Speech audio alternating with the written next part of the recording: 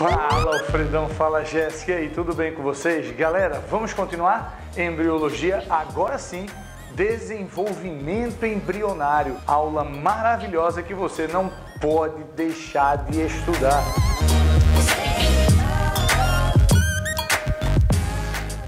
Galera, lembra que na aula passada a gente comentou sobre o espermatozoide e óvulo fecundando? A fecundação vai promover a formação de um carinha chamado de zigoto, ou ovo zigoto, não é assim? Esse carinha. O zigoto nada mais é do que o início do desenvolvimento do embrião. Essa é a primeira célula diploide que nós vamos ter aqui. Está aqui o espermatozoide, que é haploide, e o óvulo, que também é haploide. Juntei zigoto diploide. Foi? Beleza isso? Tranquilo? Essa célula aqui vai começar a sofrer as segmentações. Lembra que na aula passada a gente falou que o tipo de segmentação ela é interferida pela quantidade de vitelo no ovo? Lembra disso? Tranquilo? Então, quais são os tipos de segmentação? Ô, da edição, me ajuda aí. Preciso de você colocando esses conceitozinhos aí. Primeira coisa que eu quero que você saiba é que a segmentação ela pode ser classificada de duas formas. Preste atenção em como a gente vai organizar. Ou ela é holoblástica, ou total, ou ela é meroblástica, ou parcial. No caso da total, quer dizer que todo o ovo vai segmentar. Ou ela pode ser igual, quando os blastômeros, que são essas célulazinhas aqui, são todas do mesmo tamanho, ou ela é desigual, quando os blastômeros formados apresentam tamanhos diferentes. Beleza? Então, na holoblástica, ela pode ser igual ou desigual. Agora, no caso da meroblástica, ela pode ser superficial, quando apenas a superfície do ovo segmenta, enquanto ela pode ser também discoidal, quando apenas a região apical do ovo segmenta. Bill, não entendi. Preste atenção. Vê se não tem a relação com a quantidade de vitelo. Se eu tenho muito vitelo numa região, aquela região do ovo não segmenta. Ou ela segmenta menos. Quanto maior a quantidade de vitelo, menor a taxa de segmentação. Essa é a relação que você não pode esquecer. Quanto mais vitelo, menos segmenta. Por que isso? Raciocina. Deveria ser de fato o contrário. Como assim? Se o vitelo é uma substância nutritiva e a segmentação gasta energia, logo eu deveria ter mais vitelo no local onde segmenta mais. Mas é o contrário. Já pensou, por exemplo, se sua mãe chega para você e diz assim, acabei de comprar a feira do mês, ou as compras do mês. A fome que você tem acaba com tudo no mesmo dia, é ou não é? Eu sei, eu te conheço. Então, o que é que acontece? Ela vai liberando essa comida aos poucos. Deu para entender? O vitelo é da mesma forma. A região que tem muito vitelo, ela tende a reter esse vitelo para fornecer para a região que está segmentando, para ter suficiente ao longo do processo da segmentação. Porque se ele acabar com o vitelo, acabou. Não tem mais desenvolvimento. Por isso que a região que tem muito armazena para fornecer aos poucos para o local onde eu tenho menos vitelo. Deu para entender isso? Tranquilo? Então, na segmentação holoblástica, que é a total, ela pode ser igual, que é o caso da gente. Por quê? Como a gente tem pouco vitelo, o ovo vai se segmentar de forma igual ao longo do processo como um todo. Os blastômeros, tudo de forma igual. Beleza? Tudo igual. Na desigual, quer dizer então que vai ter uma região que tem mais vitelo e outra que tem menos. Lembra do ovo heterolécito? Então, esse carinha, a região onde tem menos vitelo, segmenta mais, e a região que tem mais vitelo segmenta menos. No ovo centrolécito, você lembra que ele tem muito vitelo no centro da célula, logo, a periferia tem menos vitelo. Por isso que a segmentação superficial ocorre, beleza? E na discoidal, lembra que é um ovo totalmente tomado de vitelo? Só a região lá em cima que não tem? Então é aquele local ali que segmenta. O restante não segmenta. Beleza? Isso? Tranquilo? Deu para te ajudar? Anotou tudo? Então vamos continuar.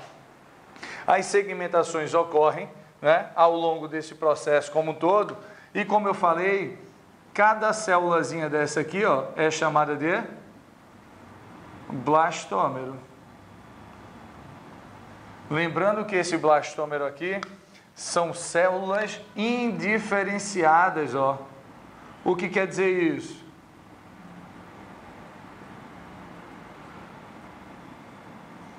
quer dizer que essas células podem se tornar qualquer célula. É o que a gente chamaria de célula-tronco embrionária. Foi ou não foi? Célula-tronco, célula totipotente. Então essas células aí são indiferenciadas. Ninguém sabe o que é que vai ser quando crescer aqui ainda. Beleza? Até que ele chega numa fase onde a gente chama isso aqui de mórula.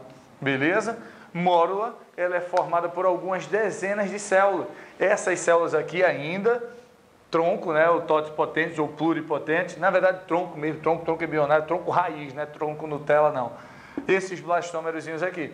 Observe que o tamanho da estrutura da mórula é praticamente do mesmo tamanho do zigoto. Foi ou não foi? Por quê? Porque nesse período eu não estou preocupado em aumentar o volume da célula, e sim aumentar a quantidade de células. Esse processo aqui é absurdamente muito rápido. Se você parar para pensar, o primeiro dia, a fecundação, em torno de 3 dias ela já é isso aqui, ó. Uma grande quantidade de células, dezenas, centenas de células aí, beleza? Então a mórula, essa esfera maciça aqui. Só que começa a entrar líquido nesse meio e afasta essas células para a periferia, formando uma estrutura que a gente chama de blástula. Ó, então aqui a blástula e aqui a cavidade aqui interna chamada de blastocele, que é a mesma que essa aqui, ó, blastocele. Só que observe que eu começo a empurrar esse cara para dentro. No que ele começa a empurrar, ocorre uma invaginação e aqui eu já formo, ó, na próxima fase, 2 folhetos embrionários. Essa fase aqui, ela é chamada de gástrula. E ela apresenta 2 folhetos embrionários. O primeiro, mais externo, chamado de ectoderme. E o mais interno, de endoderme ou mesentoderme. Como assim, Bilbil? Preste atenção. Se esse cara aqui, pela quantidade de folhetos embrionários, se ele apresentar apenas 2, chamados de diblástico, ele só tem ectoderme e endoderme. Agora, se ele for triblástico, ele vai se desenvolver, forma mais um folheto, quer dizer que esse de dentro ainda não se diferenciou no terceiro folheto. Então, ele é um mesentoderme. Deu para entender? Se ele só tiver 2, ele for diblástico, endoderme e ectoderme. Se ele tiver 3, ele vai desenvolver o terceiro ainda, ectoderme, que é o mais externo, e mesentoderme, esse mais interno. Beleza? Só cuidado com o seguinte, essa aberturazinha aqui, ela é chamada de blastóporo. O blastóporo, ele é uma cavidade, uma abertura, que vai comunicar essa cavidade interna aqui, ó, chamada de arquêntero com o meio externo. Como assim, Bilbil? O arquêntero, arqueo de antigo, entero de intestino. Então quer dizer que arquêntero é o intestino primitivo. Qual a estrutura, qual a cavidade no seu corpo que comunica o sistema digestório com o meio externo?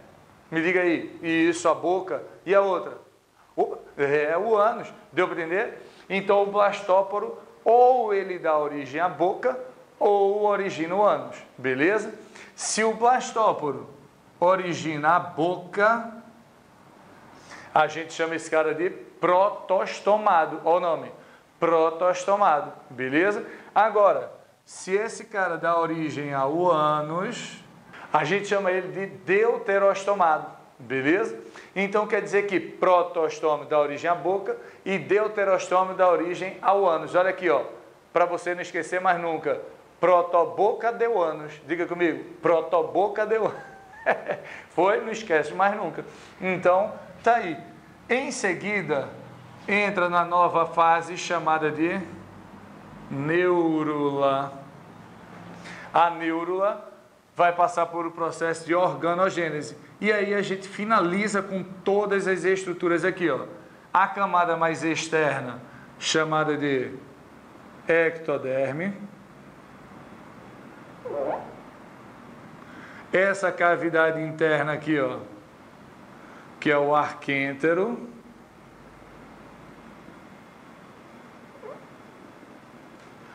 Essa camada vermelhinha aqui, chamada de endoderme. A verdinha, mesoderme. Essa cavidade aqui revestida pela mesoderme, chamada de celoma, que é a cavidade interna do organismo. Por exemplo, se eu pegar uma espada e você no meio aqui, quer dizer, você não, né? Imagina, peguei e cortei aqui. Se a gente arrancar essa parte, vai ver um buraco aqui, que é onde está o pulmão, onde está o coração, alguns órgãos internos. Então, celoma é essa cavidade. Só que quanto ao celoma, a gente também pode classificar os animais em 3 tipos: celomados, acelomados e pseudocelomados. Celomado é aquele que possui a cavidade interna revestida pela mesoderme. Pseudo é falso, é um falso celoma, pseudocelomado. Ele tem a cavidade, só que ela não é revestida apenas pela mesoderme, é pela mesoderme e pela endoderme. Beleza isso? E o acelomado não tem essa cavidade interna. Fechou? Tranquilo? Outra estrutura aqui é esse cara, chamado de notocorda. A notocorda, ela vai dar origem à coluna vertebral, beleza? E o tubo neural